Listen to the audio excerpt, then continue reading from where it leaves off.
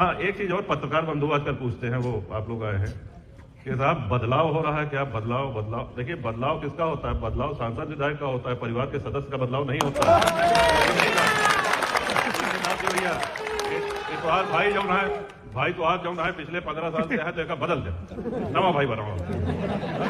बेटवा पिछले 20 साल से है, बदल दे, नवा बेटवा लिया हो। कहीं चाचा इतने साल से है, बदल दे, नवा चाचा लिया हो। तो ये बदलाव नहीं हो।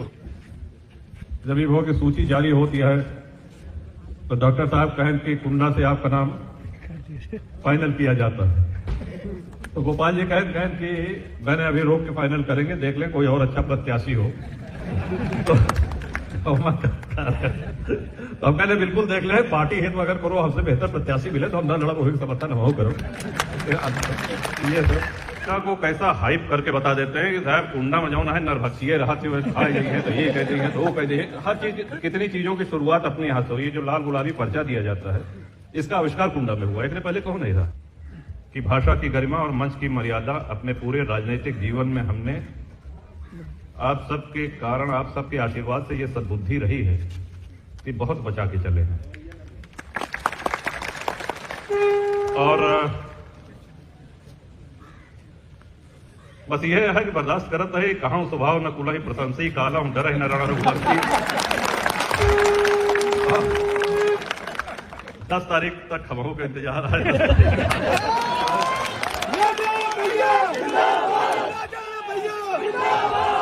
जाती है, लौट के आओ तो कहा थे कि आज फलाने गांव में अगर है 4-5 जने हुआ मिलन और कहें कि आज तक तो राजा भैया को वोट नहीं दिए, लेकिन अब की पक्का दे।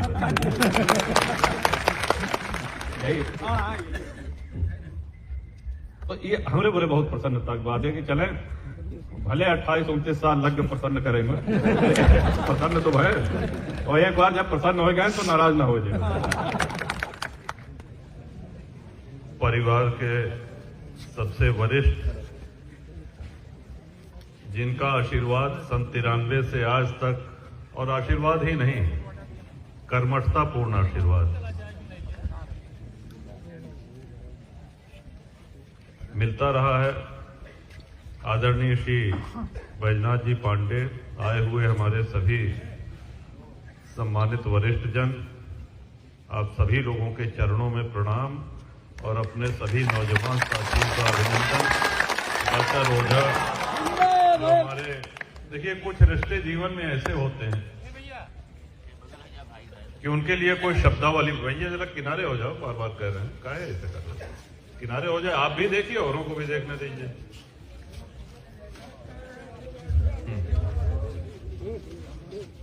आप लोग को प्रेस कॉन्फ्रेंस में अलग से समय दे दिया जाएगा, कोई ऐसी बात नहीं। खोद के सवाल पूछिएगा जो पूछना चाहते। सबका नाम लेंगे तो समय कम पड़ जाएगा। प्रभु श्री राम की बहुत बड़ी कृपा है और हमारा बहुत बड़ा सौभाग्य कि आप सभी लोग आशीर्वाद देने के लिए स्वयं यहां पधारे हैं। बहुत बड़ा सौभाग्य।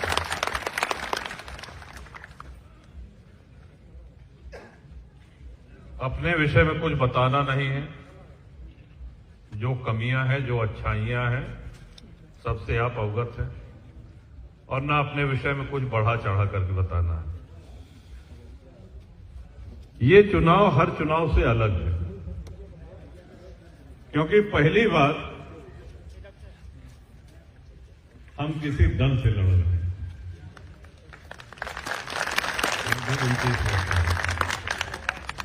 और ये दल आप ही का बनाया हुआ है,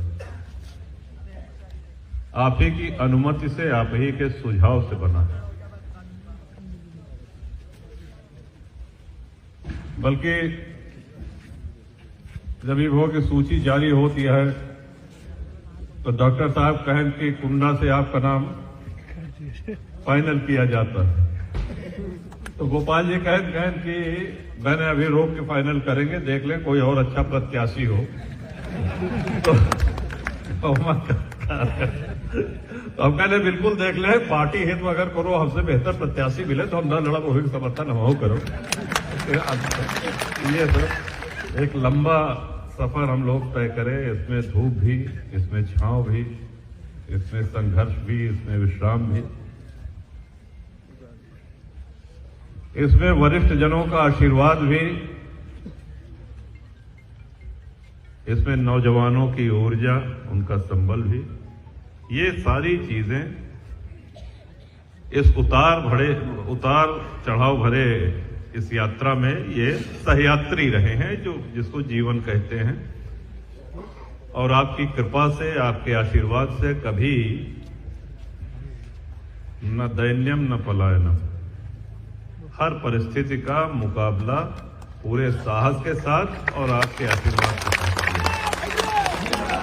क्योंकि संघर्ष उस बात के लिए किया जो सही था। जैसे डॉक्टर साहब ने कहा, ये सही बात है कि मायावती जी की सरकार उस समय अल्पमत में थी और यही वजह था कि वो अपना बहुमत सिद्ध करना नहीं चाह रहे थे। हम लोग का ये था कि अगर बहुमत है तो राज करिए और बहुमत नहीं है तो गद्दी छोड़िए। तो ऐसी स्थिति में एक लंबा संघर्ष चला। बाकी वो प्रसंग दोहराने की आवश्यकता नहीं है, लेकिन उसमें सबसे रुचिकर एक दो प्रसंग ऐसे हुए। जो पहला मुकदमा कायम हुआ वो ये हुआ कि साहब अभी गिरफ्तारी नहीं भय। तो एक फल विक्रेता के द्वारा एक एफआईआर की गई कि राजा भैया और उनके पिताजी गाड़ी से जा रहे थे और उस गाड़ी में 2-3 और लोग बैठे थे, जो बाद में अज्ञात में वो डॉक्टर ओझा थे और गोपाल जी थे। तो आधा दर्जन केला और 1 किलो संतरा एका जमुना ही हुआ कि खाया जाए। तो फल वाले से हम गए, हमने लिया और जब उसने दाम बताया उसका, तो उतनी बात पे हमने पिस्टल निकाल के तान लिया कि हिम्मत कैसे पड़ी तुम जो है केला और संतरा का, तुम मुझको पहचानते नहीं हो और मैं जहां से चाहता हूं, जिस दुकान से चाहता हूं, जो चीज वो उठा लेता हूं और अगर कोई दुकानदार पैसा मांगता है तो उसको गोली मार देता हूं। ये लिखा पढ़ी में तहरीर है। तो इस तरह ये एक संकेत था कि ये बहुमत की मांग करना छोड़ दो, नहीं तो ये पृष्ठभूमि तैयार की जा रही है। हम समझ गए कि भेजे की तैयारी करता है। तो उस दिन हम क्या करें, हम अपन 2-4 कुर्ता पैजामा, चड्डी, बनियान, टूथब्रश, टूथपेस्ट, तौलिया, साबुन, तेल, कंघी सब अटैची में पैक करके कि कब चले के पड़े। तो ये सब तैयार रहा। 4-6 दिन बाद इस तरह के 1-2-4 और मुकदमे कायम हुए और उसके बाद तो झड़ी लग गई। खैर, लेकिन एक ये विश्वास था कि जिस तरह से समूचे प्रदेश की जनता का आशीर्वाद ये मिला, सम्मानित जनमानस ने हमारे उस संघर्ष को सही माना। किसी भी जनप्रतिनिधि का सबसे बड़ा गुण कह लीजिए, ये सबसे बड़ा कर्तव्य कह लीजिए, ये होना चाहिए कि वो जनसुलभ हो। हमेशा से हमारा ये मानना रहा है। गरीब से गरीब जनता,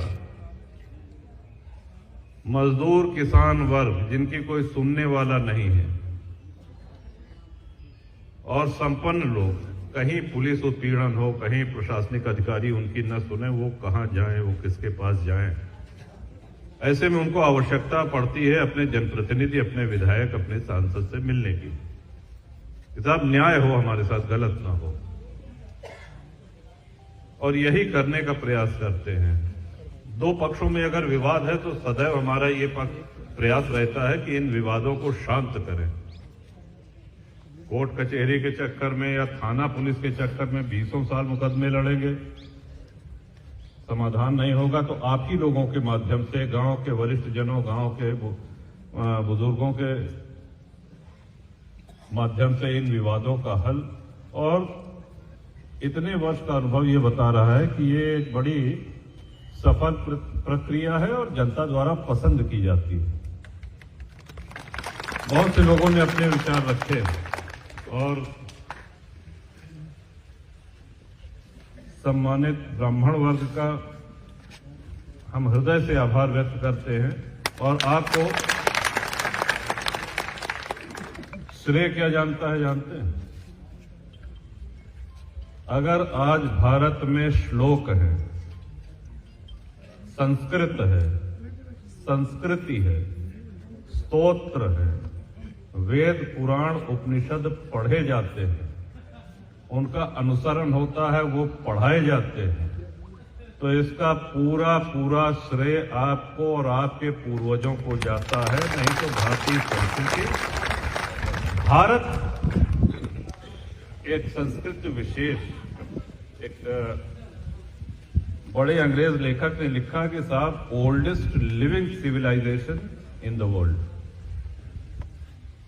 विश्व की प्राचीनतम जीवित संस्कृति। मतलब चाइना भी है, ये है, वो है, तमाम देश हैं, वहां भी आबादी रही होगी आज से 10-20 हजार साल पहले, लेकिन उनकी संस्कृति पूरी बदल गई है। हमारा ये सौभाग्य है कि आपके पूर्वजों के कारण और आज आपके कारण शिशु के जन्म से लेकर और व्यक्ति के अंतिम संस्कार तक जो जो प्रक्रियाएं अपनाई जाती हैं, जो जो संस्कार अपनाए जाते हैं, आज से 10,000 20,000 वर्ष पूर्व भी वही संस्कार अपनाए जाते थे और वही परंपरा आज तक चली आ रही है। आप इस महान परंपरा के संवाहक हैं, इसमें कोई अतिशयोक्ति नहीं है। और आपके बाद आपकी अगली पीढ़ी इसकी संवाहक बने, ये ईश्वर से कामना है। चुनावी भाषण इसके सामने बहुत छोटे हो जाते हैं, कभी ये नहीं। और हम सभी लोग सौभाग्यशाली हैं कि अवध की भूमि में जन्म मिला है, गंगा मां का तट है, भगवान श्री राम का राज्य है, तो ये अपने आप में बहुत बड़ा सौभाग्य है। जब कुंभ लगा था तो हमारे कुछ मित्र दक्षिण भारत से आए थे, तो बड़ी इच्छा रही उनके नहाए, कल्पवास तो नहीं लेकिन अल्पवास करे रहे 15 दिन के। तो जात की यहाँ से गंगा चल रही है, सबे ले जाते हैं।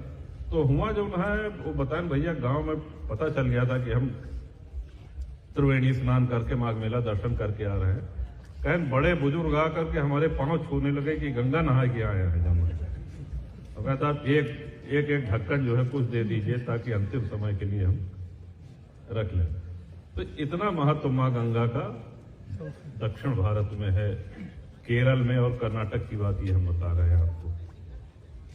हम तो वे कितना सौभाग्यशाली है, जब चाहे तब नहाइए। और अगर भौगोलिक दृष्टि से भी देखें, थोड़ा रांची से हट के बात करते हैं, रांची से तो भौगोलिक दृष्टि से भी देखिए, ऐसे प्रांत, ऐसे प्रदेश हैं कि जहां सूखा पड़ रहा है, 20 किलोमीटर से पेयजल आ रहा है या टैंकरों से पानी भिजवाया जा रहा है। और कई क्षेत्र ऐसे हैं जहां इतना बूढ़ा, इतनी बाढ़ आती है कि त्रस्त हो जाते हैं आदमी, वहां सड़कों पर नाव चलनी पड़ती है, हर साल चलती है, घर टूट जाते हैं, बह जाते हैं। अपने यहाँ न सूखा प्रभावित क्षेत्र है न बाढ़ प्रभावित क्षेत्र है। देखिए पानी ज्यादा बरसा, थोड़ा बहुत चाहता हो जाए, बात अलग ही है, लेकिन भौगोलिक दृष्टि से हमारा ये अवध प्रांत, अवध जो है ये बहुत ही श्रेष्ठ है। इसलिए अपने आप को हम सभी लोग सौभाग्यशाली हम तो मानते हैं।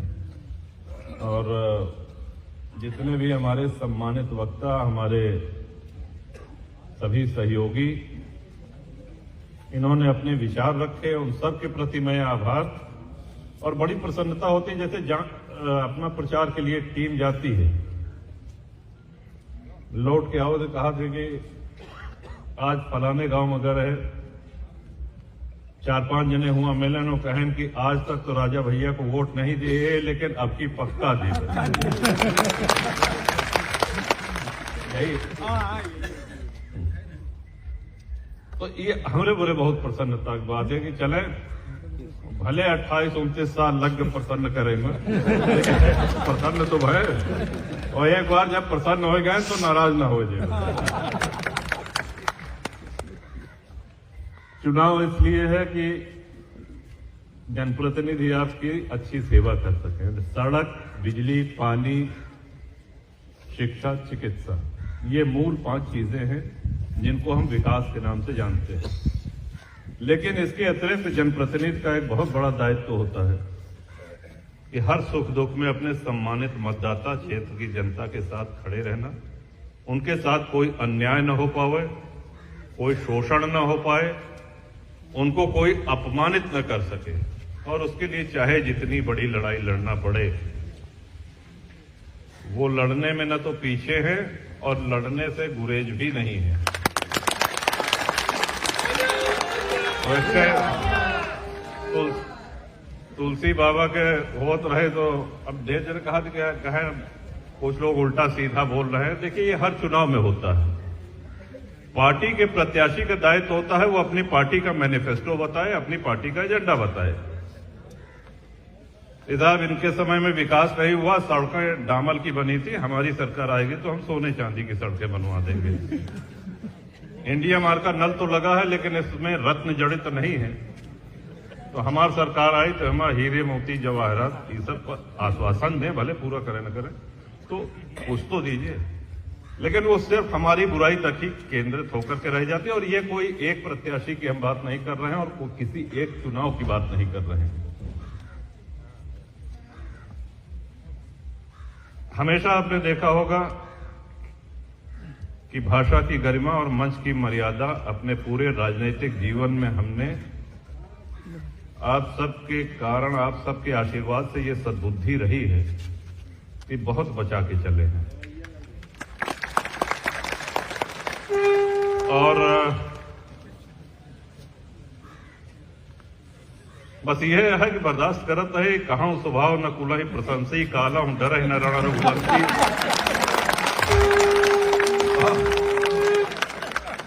10 तारीख तक हमों का इंतजार है।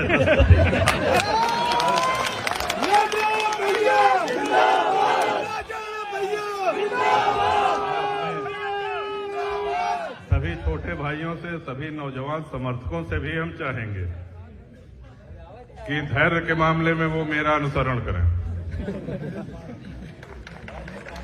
धैर्य के मामले में अनुसरण करें। देखें, असल में बात क्या है कि तिरानवे साहब कुंडा फट जाएगी।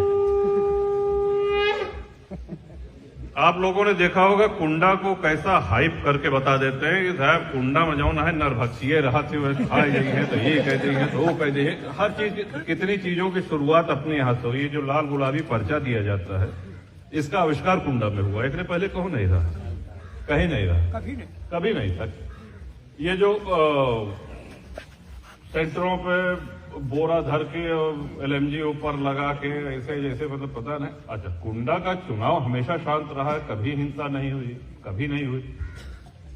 लेकिन ये तत्व जो ऐसे आ जाते हैं, हर चुनाव में ऐसे 2-4 अराजक तत्व आ जाते हैं कि अधिकारी पहले मतलब उनके ही ज्यादा जाऊं नवजा के कुंडा जाता है, कुंडा जाता है, पता नहीं क्या हो जाए, पूरी पब्लिक हमको मार डाएगी, खाए डाएगी, क्या हो जाए।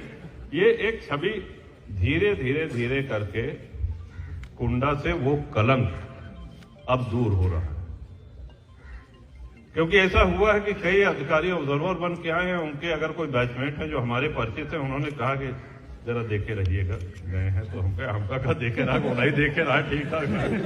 तो ये ऐसे कई लोग, तो एक तो कोई अपने क्षेत्र को बदनाम न करे, अगर नाम नहीं कर सकता है तो बदनाम न करे। और रही बात नाम की,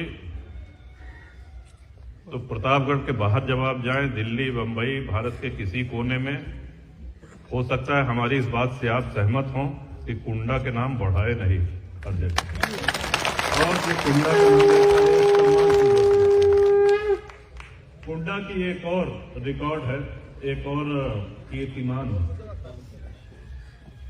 एक और जहां हर बार आप बढ़े हुए मार्जिन से जिताते हैं, प्रदेश में सर्वाधिक मार्जिन से जिताते हैं, वहीं अब बाकी वैसे चुनाव में आप देखिए कि ढूंढना पड़ेगा किसी को कि आप सर्वाधिक मतों से कौन जीता, कहन बुलंदशहर की फला सीट पे ये जीत गए साहब, और कौन अब की बलिया की फला सीट से फला साहब जीत गए, उनका इतना मार्जिन रहा।